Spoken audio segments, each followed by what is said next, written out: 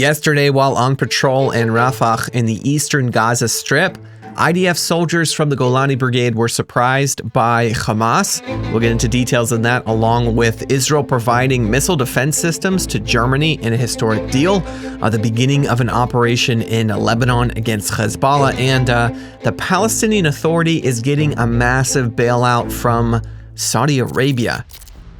Before we get into the news, there was a massive wedding organized in Gaza for reportedly over 50 couples getting married, and people say there's no money whatsoever in Gaza right now.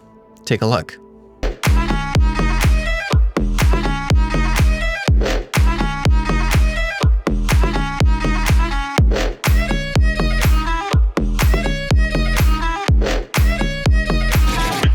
Check them what it sound.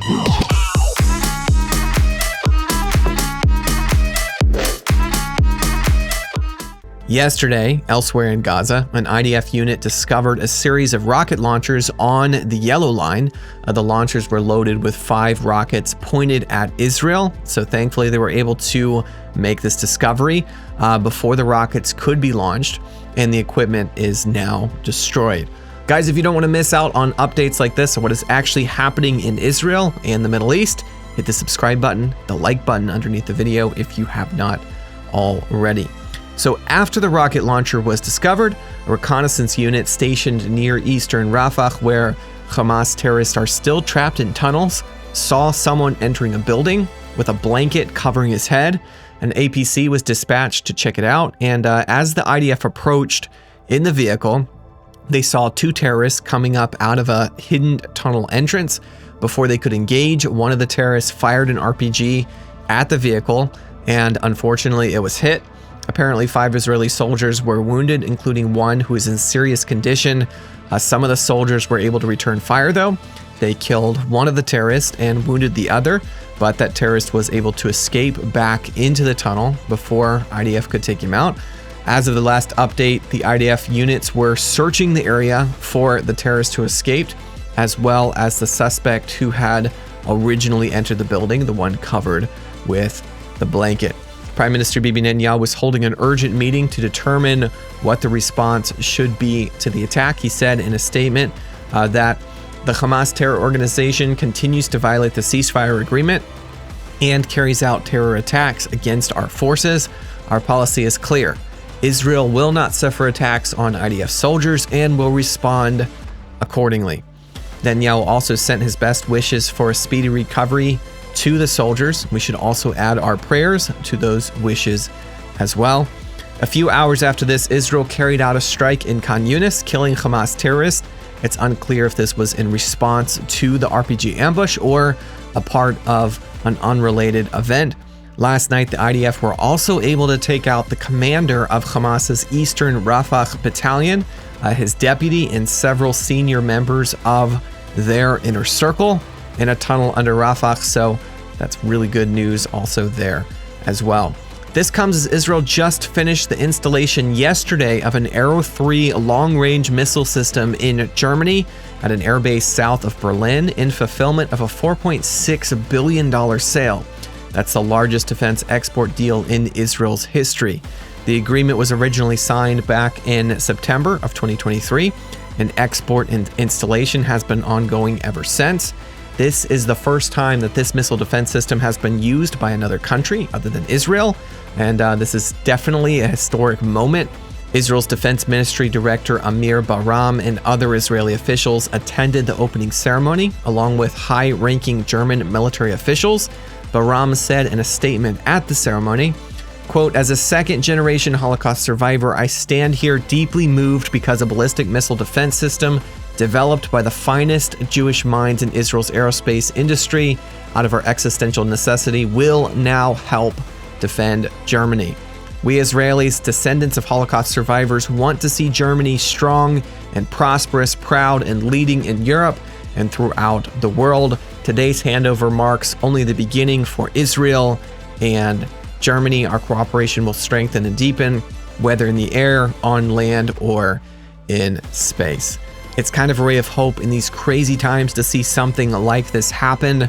just a few decades after the Holocaust, to see an established nation of Israel providing advanced weapons for the defense of the German nation that tried to destroy them as a people. It's really just wild. It's also fantastic that Israel is now becoming one of the world's leading exporters of advanced military equipment, leading the world in R&D for advanced programs. Just last year in 2024, Israel exported almost $15 billion worth of military equipment. In a second, we'll get into a wild deal the Saudis are pulling off for the Palestinian Authority and an update on developments with Hezbollah. But first, bringing you accurate information about what is happening in Israel and the Middle East like we do in these videos isn't easy, it's not cheap, and we would like to ask you that if you find value in this channel and the information we are bringing to the world every week, please consider joining our team in producing these videos by supporting us monthly. We don't do paid advertisements anymore. We're not backed by any big media networks. Everything we create is made possible by people like you who believe in standing with Israel and sharing the truth. Your support helps us keep telling the stories that matter, giving a clear, honest voice to what's actually happening in Israel. If you're able to join us, we have a really cool members program for our monthly donors. You get access to a special Telegram group with behind-the-scenes content, updates on our volunteer work in Israel, special store discounts, prayer requests, a monthly live stream with some of our team, and much, much more. Click the link in the description below to join our members program and become part of a growing community of hardcore Zionists who are standing for truth. Despite the Palestinian Authority being the recipient of massive amounts of aid from many foreign countries over the years, despite receiving a lot of services for free from Israel, like utilities and such, the PA is on the verge of financial collapse. I mean, the money for, Abbas and his cohorts' luxurious lives has to come from somewhere, and God forbid the Palestinians should ever have to pay any kind of real taxes. Apparently, Israel's finance minister Bezalel Smotrich has blocked the transfer of revenue that Israel collects on Palestinian imports from being transferred to the PA because Abbas is refusing to halt his pay-for-slay program where they pay terrorists who murder Jews thousands of dollars while in Israeli prisons. And so instead of halting the program, Abbas has now increased it, making many terrorist millionaires over the last couple of years. So Israel is freezing the transfer of those dollars in response. So to keep the Palestinian government afloat, Saudi Arabia is now giving $90 million to be handed over at the Saudi embassy in Amman to keep basic services running in Judea and Samaria. This is kind of crazy considering that the Saudis are in talks right now to possibly join the Abraham Accords with Israel. And the reason the PA is in financial collapse is because they refuse to stop their pay-for-slay program. Meaning, in a way, Saudi dollars are directly going towards the payments given for the murder of Jews, which is kind of wild if you think about it. It looks like the meeting between Bibi and Trump we spoke about earlier this week is going to happen at the end of December, here just in a couple of weeks, and will take place at Mar-a-Lago in Florida. Israel also announced that they are watching the Lebanon situation very closely and have prepared for every situation. They also said they are planning on a reassessment of the situation with the United States officially at the end of the month, where they can decide on what a path forward looks like.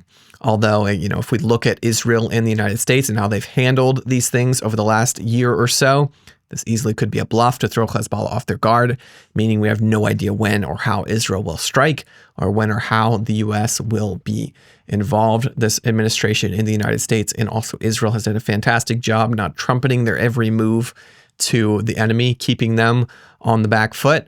Just last night, the IDF spokesperson in Arabic issued a warning, an urgent warning to residents of southern Lebanon, saying that the IDF will soon attack terror infrastructure throughout southern Lebanon, and they called for residents in marked areas to evacuate.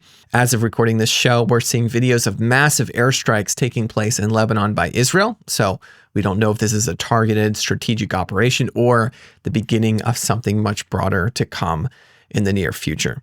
Guys, if you'd like to support our work here at the Israel Guys to join our awesome members program, you can head over to theisraelguys.com/donate or click the link in the description below. If you're watching on YouTube, don't hesitate to like this video, to share it with a friend. If you're on podcasts, please leave us a 5-star review. It helps get these episodes in the hands of more people. And as always, thanks for watching.